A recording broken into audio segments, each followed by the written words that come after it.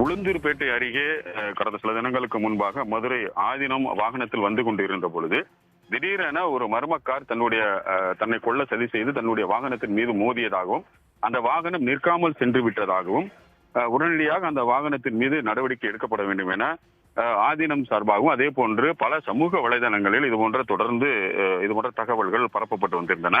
ஆதீனமும் ஒரு சில நிகழ்ச்சிகளில் கலந்து கொண்டு பேசும் பொழுது தன்னை கொல்ல சதி நடப்பதாக தெரிவித்திருந்தார். இது மிகப்பெரிய சர்ச்சையை ஏற்படுத்தி இருந்தது.